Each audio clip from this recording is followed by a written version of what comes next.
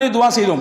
ஒன்றை நீங்கள் ஆழமாக எப்பொழுதுமே உள்வாங்கிக் கொள்ள வேண்டும். நம் மனதிலே எப்பொழுதும் இந்த வார்த்தை இருக்க வேண்டும். நாம் கேட்கிற எந்த துவாவும் வீணாகாது. வாழ்க்கையில் எந்த துவாவும் வீணாகாது. கிடைப்பதற்கு முன்பின் ஆகலாம். கிடைப்பதற்கு இந்த மாதம் கேட்டது அடுத்த மாதம், அல்லது இன்னும் 4 மாதம் கழிச்சு, அல்லது 1 வருஷம், அல்லது 4 வருஷம் கிடைக்கும். வீணாகாது. துவா வீணாகாது. நிச்சயமாக அல்லாஹ் அந்த துவாவிற்கு பதில் தருவான். ஏதோ ஒரு ரூபத்தில் தருவான். ஒன்று கேட்டதை கொடுப்பான், இல்லை என்றால் அந்த துவாவின் மூலமாக நமக்கு வர இருக்கிற ஆபத்தை பாதுகாப்பான். சொல்லி கேட்டிருக்கமா இல்லையா? நிமிஷத்தில் என் தலையே போயிருக்கும். நிமிஷத்தில் அந்த ஆக்சிடென்ட்ல நான் விழுந்திருப்பேன். 1 செகண்ட் தான், எப்படியோ தப்பிச்சேன். அது யாரோ செய்த துவா, அல்லது நாம் வாழ்க்கையிலே முன்னால் செய்த துவா. துவா வீணாகாது. இந்த 10 பேரும் துவா செய்கிறார்கள், யா அல்லாஹ் எங்களை காப்பாற்றி விட்டால் நிச்சயமாக நாங்கள் தலைக்கு 100 திர்ஹம் 100 தங்கக்காசு என்ற வீதத்திலே 1000 தங்கக்காசுகளை உன்னுடைய பாதையிலே நாங்கள் சதக்கா செய்வோம். நீயத் செஞ்சிட்டா, நேர்ச்சை செஞ்சிட்டா செஞ்சிடணும், அதிலே மாற்றம் இல்லை.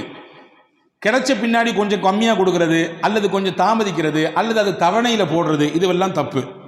நேர்ச்சை என்று செய்துவிட்டால் உடனடியாக அதை நிறைவேற்றிவிட வேண்டும். இது மார்க்கம் சொல்லக்கூடிய ஒரு சட்டம். இப்படி துவா செய்துவிட்டு கொஞ்ச நேரத்தில் பார்த்தோம், எங்கிருந்தோ ஒரு பெரிய பறவை வந்தது. அந்த பறவையினுடைய அழகிலே ஒரு பெரிய இரும்பு கம்பி வைத்திருந்தது. அந்த கம்பி நிறைய நூட்கள் சுத்தப்பட்டிருந்தது. கரெக்டாக நாங்கள் இருந்த அந்த கப்பலில், அந்த சின்ன படகிலே கொண்டு அது போட்டுவிட்டு போயிடுச்சு. எங்களுக்கு கிடைச்சது பெரிய பாக்கியமாக இருந்துச்சு. ஏன்னா நாங்கள் பயணித்தது ஒரு சின்ன படகு. அந்த படகிலே நங்கூரம் கூட இடுவதற்கு எங்களிடத்தில் எதுவும் இல்லை. அதை கொண்டு நாங்கள் கடலிலே நங்கூரமிட்டோம். அங்கும் இங்கும் ஆடிக்கொண்டிருந்த எங்களுடைய படகு ஆட்டம் இல்லாமல் நிசப்தமானது. எங்களை அல்லாஹ் பாதுகாத்தான். இதோ நாங்கள் கரை வந்து விட்டோம். இப்பொழுது நாங்கள் செய்த நேர்ச்சையை நிறைவேற்ற வந்திருக்கிறோம். இந்தாங்க நபியே தாவூத் அலைஹிஸ்ஸலாமே, 1000 தங்க காசுகள் யாருக்கு தேவைப்படுகிறதோ அதை நீங்கள் செய்யுங்கள், கொடுத்து விடுங்கள் என்று சொல்லிவிட்டு கப்பு சிப்புன்னு போயிட்டாங்க. அந்த 10 வியாபாரிகளும் சிரித்து கொண்டே தாவூத் அலைஹிஸ்ஸலாம் அந்த பெண்ணை கூப்பிட்டாங்க, வான்னு கூப்பிட்டாங்க.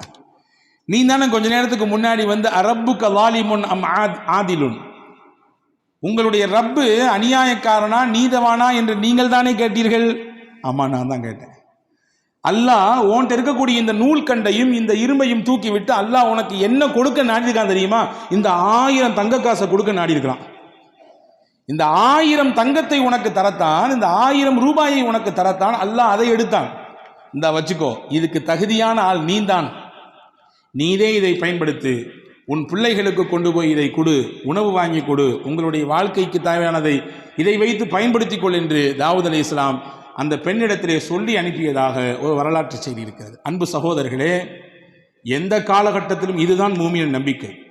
எந்த ஒரு நெருக்கடியான நிலை வந்த பொழுதிலும் கூட நாம் மனம் தளர்ந்து விடக்கூடாது. உறுதியான எண்ணத்தோடு அல்லாஹ் இருக்கிறான் என்ற நினைப்போடு நாம் பயணிக்க வேண்டும் என்பதை தான் இஸ்லாம் அழகாக நமக்கு கற்றுத்தருகிறது. ரசூலுல்லாஹி ஸல்லல்லாஹு அலைஹி வஸல்லம் சொல்வார்கள், அஜபன் லி அம்ரில் மூமின், ஒரு மூமினுடைய விஷயம் எல்லாமே ஆச்சரியமாக இருக்கிறது. இன்ன அம்ரஹு குல்லஹு கைருன், அவர் செய்கிற எல்லா விஷயமே அவருக்கு நலவாகத்தான் வந்து விடுகிறது. வலைஸ ஸாலிக இல்லா லிமூமின், மூமினுக்குத்தான் அல்லாஹ் இப்படியான ஒரு பாக்கியத்தை தந்திருக்கிறான். என்ன? இன் அஸாபத்துஹு ஸர்ராஉ ஃபஷக்கர ஃபகான கைரன் லா, அந்த மனிதனுக்கு ஏதாவது ஒரு சந்தோஷமான நிகழ்ச்சி நடந்தால், மகிழ்ச்சிகரமான செய்தி நடந்தால் அல்லாஹ் அவருக்கு சுக்ரியா செய்கிறார், நன்றி செலுத்துகிறார். யா அல்லாஹ், நான் நினைத்ததை போன்று என்னுடைய வியாபாரம் போய் கொண்டிருக்கிறது, லாபகரமான நிலை, நல்ல ஒரு முன்னேற்றம், நான் நினைத்ததை போன்று உண்டான குடும்ப அமைப்பு, நான் நினைத்ததை போன்று உண்டான என்னுடைய பிள்ளைகளுடைய எதிர்கால திட்டமிடல் எல்லாம் சிறப்பாக போயிட்டு இருக்கு. யா அல்லாஹ், உனக்கே எல்லா புகழும், நன்றி. அல்லாஹ்வின் தூதர் சொன்னார்கள், ஃபகான கைரன் லா, அவருக்கு சந்தோஷம், உடனே நன்றி செலுத்தினார். அல்லாஹ் அவருக்கு அதை நன்மையாக மாற்றுகிறான். வைன் அஸாபத்துஹு லர்ரா, அவருக்கு ஏதாவது ஒரு தீங்கு ஏற்பட்டு விட்டால், கவலை ஏற்பட்டு விட்டால், மனதால் ஏதாவது துவண்டு விடக்கூடிய விஷயங்கள் நடந்து விட்டால், ஃபஸபர, அதிலே பொறுமையாக இருக்கிறார். எல்லாம் அல்லாஹ்வுடைய நாட்டம் என்று பொறுமை காக்கிறார். ஃபகான கைரன் லா, அந்த பொறுமை காக்கக்கூடிய விஷயமும் அவருக்கு நன்மையாக மாறுகிறது என்று நபிகள் பெருமானார் ஸல்லல்லாஹு அலைஹி வஸல்லம் அவர்கள் சொல்லித்தரக்கூடிய விஷயத்தை நாம் பார்க்கிறோம்.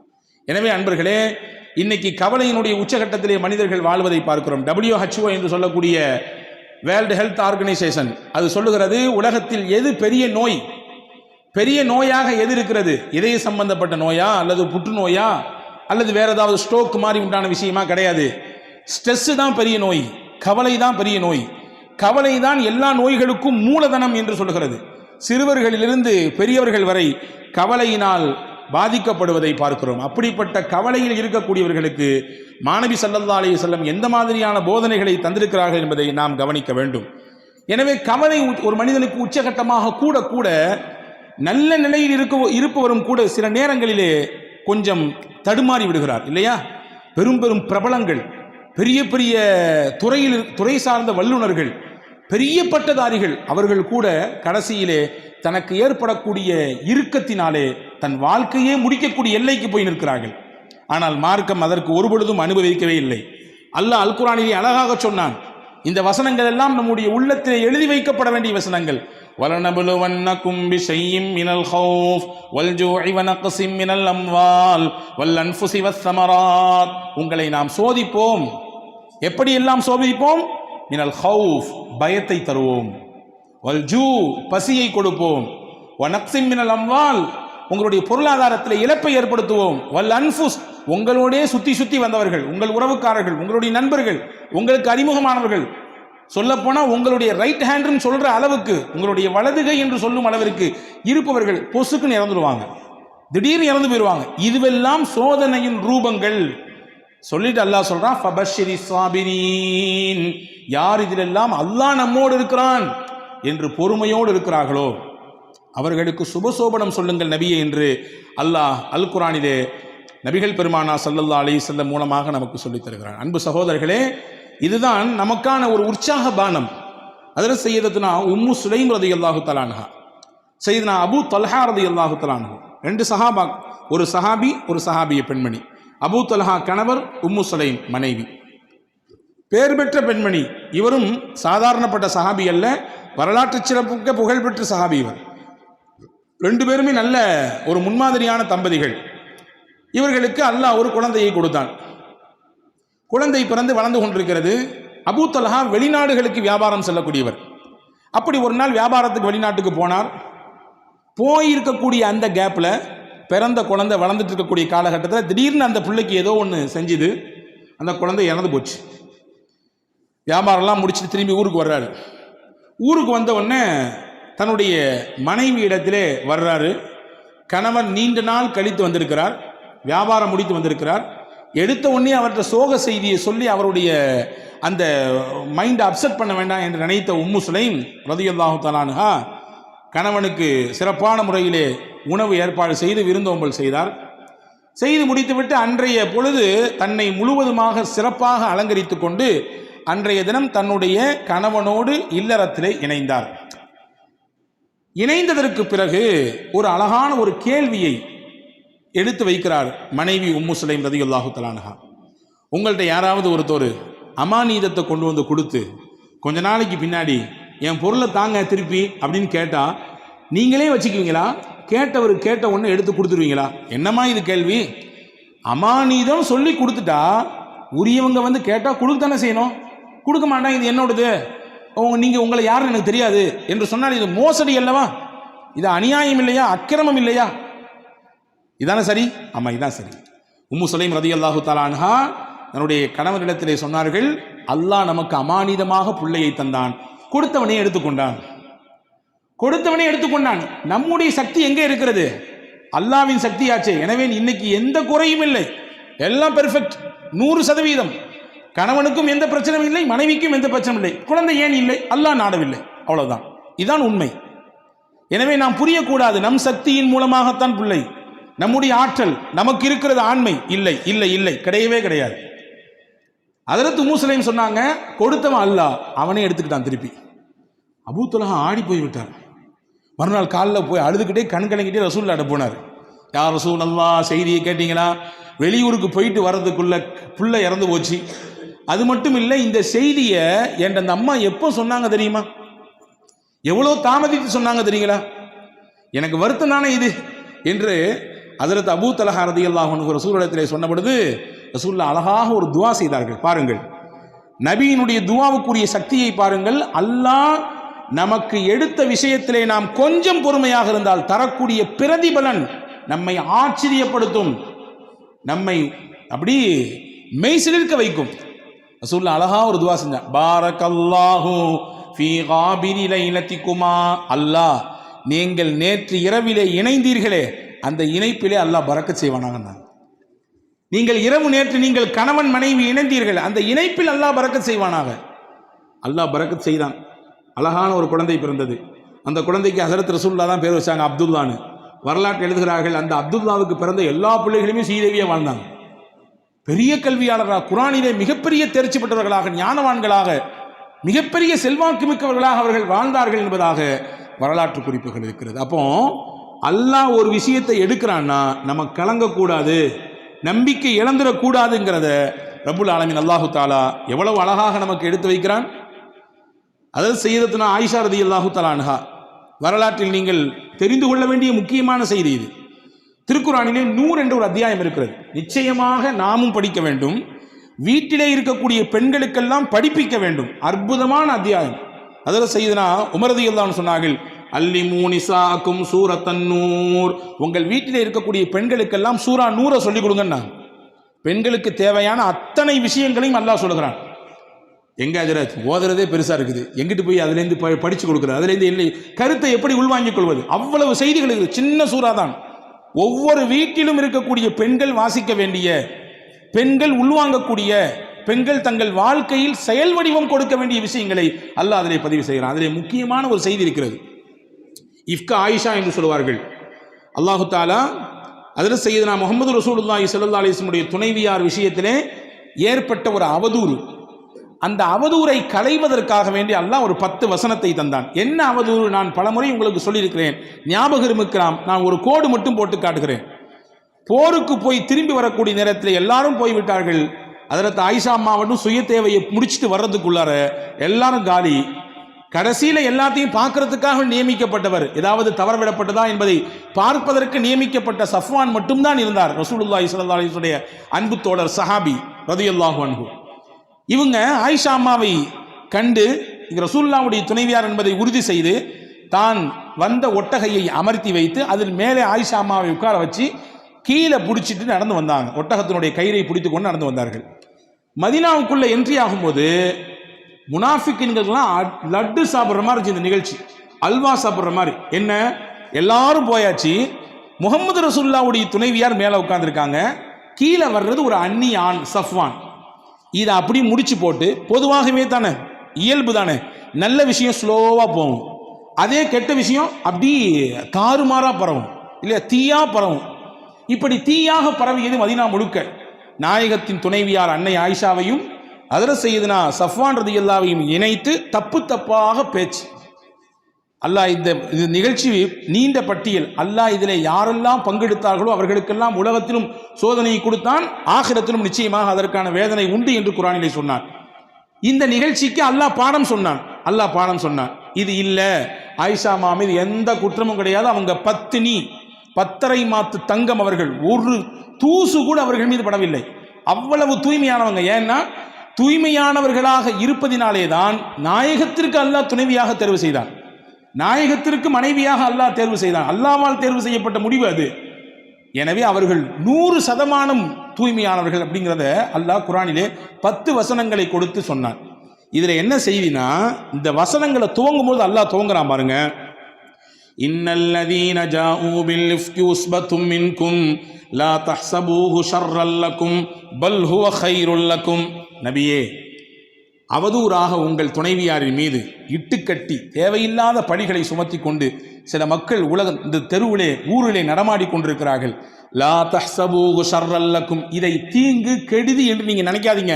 பல் ஹுவ கைருல் லக்கும், இது நன்மைன்றான் அல்லாஹ், இது நல்லதுன்றான். எப்படிங்க நன்மை? ரசூலுல்லாஹ்வுடைய குடும்பத்தின் மீது இப்படி பழி சுமத்திட்டாங்க, பொறுக்குமா? நமக்கு தாங்குமா? தாங்காது. அல்லாஹ் சொல்றான் நன்மை. எப்படி நன்மை? எப்படி நன்மை தெரியுமா?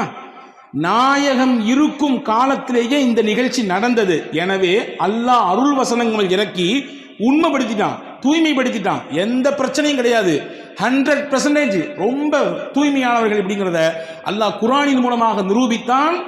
இந்த குர்ஆன் நபியின் காலத்திலே இறங்கியது அந்த வசனம். இன்னைக்கு நம்ம பேசுறோம், நாளைக்கு பேசுவாங்க, 10 வருஷம் கழிச்சு பேசுவாங்க, 100 வருஷம் கழிச்சு பேசுவாங்க.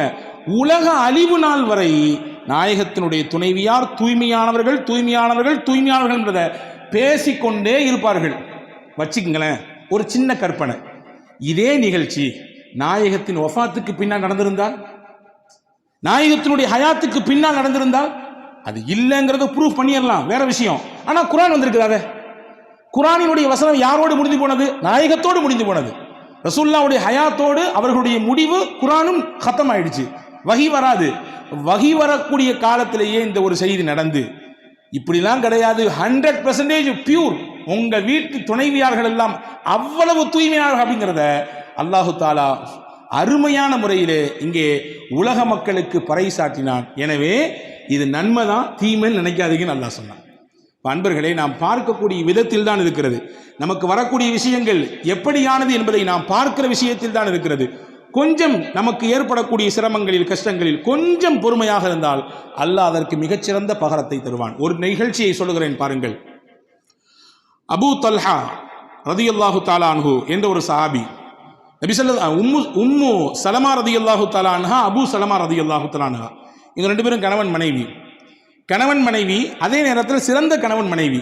சிறந்த கணவன் மனைவி ஏன் சொல்றேன்னா, நாயகத்திரத்தில் என்னெல்லாம் கேட்டாங்களோ அதெல்லாம் வந்து ரசூலுல்லாஹ்ட்ட கேட்ட விஷயத்தை அப்படியே மனைவிட்டு வந்து அப்படி ஒப்பிச்சிருவாங்க. நல்ல விஷயத்தை ஷேர் பண்ணிக்குவாங்க. இன்னைக்கு எதெல்லாமோ பேசுகிறோம், எங்கெங்கே உள்ள விஷயத்தெல்லாம் பேசுகிறோம், குடும்ப விஷயத்தை எடுத்து பேசுகிறோம், மற்ற விஷயங்களை, நல்ல விஷயங்களை நாம் நம்முடைய துணைவியார்களோடு பகிர்ந்து கொள்கிறோமா, அதற்கு குடும்பத்தில் நேரம் வைத்திருக்கிறோமா என்றால் பல நபர்களுக்கு கேள்வியிலே இல்லை என்று தான் வருகிறது, இல்லையா? ஹஸரத் அபூ சலமா நபியிடத்தில் கேட்ட விஷயத்தெல்லாம் வந்து ஷேர் பண்ணுவாங்க. அப்படி ஒரு நாள் ஒரு விஷயம் சொன்னாங்க. ரசூலுல்லாஹ் இன்னைக்கு ஒரு செய்தி சொன்னாங்க. என்ன தெரியுமா சொன்னாங்க? யாருக்கு அல்லாஹ் ஒரு சோதனையை தந்து அந்த சோதனையிலே அவர் பொறுமையாக இருந்து, இன்னா லில்லாஹி வ இன்னா இலைஹி ராஜிஊன், சோதனைனா இழப்பா இருக்கலாம், கஷ்டமா இருக்கலாம், நெருக்கடியா இருக்கலாம், எதா இருந்தாலும் இருக்கலாம், இன்னா லில்லாஹ் சொல்லிட்டு ஒரு துவா சொன்னார். என்ன துவா? அல்லாஹும்ம அஜிர்னி ஃபீ முஸீபதி வக்லிஃப்னி கைரம் மின்ஹா, யா அல்லாஹ், எனக்கு இந்த இழப்பு ஏற்பட்டிருக்கு, இந்த கஷ்டம் ஏற்பட்டிருக்கு, இதுக்கு நீ தான் கூலி தரணும், நான் இழந்ததை விட சிறந்த பகரத்தை நீ எனக்கு தரணும் என்று ஒருவர் துவா செய்தால் அல்லாஹ் அவருக்கு ஏற்பட்ட இழப்புக்கும் கூலி கொடுப்பான், அவர் இழந்ததை விட மிகச்சிறந்ததையும் கொடுப்பான் அப்படின்னு ரசூலுல்லாஹ் சொன்னாங்கம்மா. அப்படின்னு சொல்லி ஹஸரத் அபூ சலமா உம்மு சலமா ரலியல்லாஹு இடத்திலே சொல்லி கொடுத்தாங்க. இது ஒரு செய்தி. கொஞ்ச நாள் கழிஞ்சது, உஹது யுத்தத்துக்கு போனாங்க அபூ சலமா. அவருக்கு ஒரு சின்ன காயம் பட்டுச்சு, திரும்பி வந்தாங்க, அந்த காயமே பெருசாகி கடைசியில் அதுவே மௌத்துல போய் விட்டுடுச்சு, இறந்துட்டாங்க. அப்படி ஒரு அந்யுன்யம். அவர்களின் வரலாற்றை நீங்கள் வாசித்தால் கண்ணீர் தொட்டு தான் பக்கங்களை திருப்ப வேண்டும். ஒரு குடும்பமே சேர்ந்து இந்த மார்க்கத்திற்காக தியாகம் செய்த ஒப்பற்ற குடும்பத்திற்கு சொந்தக்காரர்கள், கணவன் மனைவி சின்ன புள்ள, அவ்வளவு சிறப்பான ஒரு வரலாற்றுக்கு சொந்தக்கார பெண்மணி. கணவன் இறந்துட்டாங்க, தன்னந்தனியா மதீனா நிற்கிறாங்க, குடும்பம் கிடையாது, உறவு கிடையாது, யாரும் இல்லை. இப்போ அந்த அம்மாவுக்கு வரக்கூடிய சிந்தனை, தான் கணவன் சொல்லி கொடுத்த அந்த ஹதீஸ் ஞாபகத்துக்கு வந்துச்சு. ஞாபகத்துக்கு வந்தவொடனே அந்த அம்மா அந்த ஹதீஸை அதை ஞாபகப்படுத்தி மறுபடியும் இன்னா லில்லாஹ் சொல்லிட்டு, அல்லாஹும்ம அஜிர்னி ஃபீ முஸீபதி வக்லிஃப்னி கைரம் மின்ஹா இந்த துவா ஓதிட்டு சொன்னாங்க, ஐயு ரஜுலி கைரும் மின் அபீ சலமா, அபூ சலமா எனக்கு அப்படி ஒரு கணவர், அவரை மாதிரி உண்டா? அவர் இப்போ நான் இழந்துட்டேன், அவருக்கு நிகராக அல்லது அவரை விட சிறந்தவராக எப்படி யார் எனக்கு கணவராக வர முடியும் என்ற ஒரு ஆற்றாமையில் அந்த அம்மா வெளிப்படுத்தினாங்க. அந்த வார்த்தையை வரலாற்றில் எழுதுறாங்க. அந்த அம்மா சொல்லிட்டு சொன்னாங்களாம், என்றாலும் ரசூலுல்லாஹ் சொல்லியிருக்காங்க, அதில் 100 இல்லை 1000 லட்சம் அர்த்தம் இருக்கும், நான் அல்லாஹ்வுக்காண்டி பொறுமையாகிறேன். அப்படியே வரலாற்றின் பக்கங்களுக்குள்ளே போனால் கொஞ்ச நாளைக்கு பின்னாடி அதில் அபூபக்கர் ரலியல்லாஹு பொண்ணு கேட்டாங்க. அபூ சலமா உம்மு சலமாவை மாட்டேன்ட்டாங்க. உமர் ரலியல்லாஹு பொண்ணு கேட்டாங்க, மாட்டேன்ட்டாங்க. கொஞ்ச நாள் கழிச்சு ரசூலுல்லாஹ்வே வந்து பொண்ணு கேட்டாங்க, உங்களை நான் நிக்கா செய்ய ஆசைப்படுறேன், நிக்கா செஞ்சுக்கிட்டாங்க. அன்பு சகோதரர்களே, அந்த அம்மா சொன்ன அந்த வார்த்தைக்கு அல்லாஹ் நிச்சயமாக நம்மை கைவிட மாட்டான், சிறந்த பகரத்தை தருவான். இழப்பு தான், ஈடு செய்ய முடியாத இழப்பு தான், கஷ்டம்தான், பொறுத்து கொள்ள முடியாத கஷ்டம்தான், என்றாலும் ரசூலின் வார்த்தைக்கு நான் முக்கியத்துவம் கொடுக்கிறேன், நிச்சயமாக நான் பொறுமையாக இருக்கிறேன் என்று சொன்னதற்கு அல்லாஹ் கொடுத்த கூலி நபியவே கணவனாக அல்லாஹ் மாற்றி கொடுத்தான். இப்போ நபியை விட உலகத்தில் சிறந்தவர் உண்டா? அபூ சலமாவை விட மிஞ்சியவராச்சே பெருமானா ஸல்லல்லாஹு அலைஹி வஸல்லம். எனவே வாழ்க்கையில் தன்னம்பிக்கை ஒருபொழுதும் இழந்துவிடக்கூடாது. சிரமங்கள் கஷ்டங்கள் வருகிற சமயத்தில் எப்படி ஒரு மனிதன் அதை கையாள வேண்டும், எப்படி தன்னுடைய வாழ்க்கைக்கு அதை அடுத்த கட்டத்துக்கு நகர்த்தி செல்ல வேண்டும், மொத்தமாக மனதால் துவண்டு எதையெல்லாமோ கற்பனை பண்ணிட்டு இப்படிலாம் நடந்துருமா அப்படி இப்படிலாம் நடந்துருமா என்று யோசித்து கடைசியில் இருக்கிற வாழ்க்கையை நாம் சூனியமாக்கி கொள்ளக்கூடாது என்பதை மார்க்கம் அழகாக சொல்லித் தருகிறது. ஒரு 10 வயது சிறுவன் நடந்த உண்மை சம்பவம். அந்த சிறுவனுக்கு உடலிலே ஒரு பாதிப்பு. தாய் அழைத்து கொண்டு போகிறார். மருத்துவரிடத்தில் போய் எல்லாம் விசாரிச்சா கடைசியில் மருத்துவர் சொல்லியிருக்காங்க, புள்ள புற்றுநோயால் பாதிக்கப்பட்டிருக்காரு. அந்த அம்மாவால் தாங்க முடியல. எப்படி தாங்க முடியும்? 10 வயசு குழந்தைக்கு இப்படி ஒரு பிரச்சனைன்னா. பையன் வெளியே வந்தவனை கேட்டான், என்னம்மா எனக்கு பிரச்சனைன்னு. அம்மா சொல்லிச்சு, ஒன்றும் இல்லைடா தம்பி, உன் உடம்புல கொஞ்சம் பூச்சி இருக்காம்மா, வேற ஒன்றும் இல்லை அப்படின்னு சொல்லிச்சு. அந்த பையனுக்கு ஒரு இயற்கை பழக்கம் இருந்துச்சான், வீடியோ கேம் விளையாடுவான், எதையாவது ஷூட் பண்ணிக்கிட்டே இருப்பான். 6 மாதம் எந்த பிரச்சனையும் இல்லை. 6 மாதம் கழித்து மறுபடியும் ஹாஸ்பிட்டலுக்கு வர்றான். வந்த உடனே டாக்டருக்கு ஆச்சரியம், என்ன மிராக்கலாக இருக்குது, ஆச்சரியமாக இருக்குது, எந்த பிரச்சனையுமே இல்லை, எல்லாம் பியூராக இருக்கிறான் பையன், ஒரு புற்று கூடிய அந்த அடையாளமே தெரியலையே அப்படின்னு. அவள் வெளியே வந்தோன்னு அம்மா கேட்டுச்சான், என்னடா தம்பி செஞ்ச நீ அப்படின்னு. நீ தான் சொன்னாலம்மா என் உடம்புல வந்து பூச்சி இருக்குன்னு. நான் வீடியோ கேம் விளாடும் போதெல்லாம் ஷூட்டிங் பண்ணுவேன், ஷூட்டிங் பண்ணும்போது நினச்சிக்குவேன், அந்த என் உடம்புல இருக்கக்கூடிய அந்த பூச்சியை நான் சுடுறேன், அந்த பூச்சியை நான் சுடுறேன் என்று ஒவ்வொன்றாக நினைத்து நினைத்து சுட்டேன் என்று அந்த பையன் சொன்ன பொழுது தாய் உணர்ந்ததாம், எவ்வளவு பெரிய ஒரு வார்த்தை, ஒரு நம்பிக்கை அவனுடைய உடம்பிலே மிகப்பெரிய மாற்றத்தை தந்திருக்கிறது என்று. எனவே அல்லாஹ் இருக்கிறான், எந்த கட்டம் வந்தாலும், எந்த சிரமங்கள் வந்தாலும், எவ்வளவு பெரிய நெருக்கடிகள் கவலைகள் வந்தாலும் அவன் இருக்கிறான் நம்மோடு என்ற எண்ணத்தோடு வாழ்க்கையில் நாம் பயணித்தால் எவ்வளவு பெரிய விஷயங்களையும் எதிர்கொள்ளக்கூடிய சக்தியையும் ஆற்றலையும் வல்ல அல்லாஹ் நமக்கு தருவான் என்பதை தான் மேலே கூறிய நிகழ்ச்சிகளும் நாயகத்தினுடைய வார்த்தைகளும் நமக்கு சொல்லித் தருகிறது. வல்ல அல்லாஹ் அப்படிப்பட்ட உயர்ந்த நற்பாக்கியத்திற்குரிய சிந்தனையோடு வாழக்கூடிய நற்பாக்கியத்தை உங்களுக்கும் எனக்கும் எல்லா மக்களுக்கும் அல்லாஹ் வழங்கல் புரிவானாக.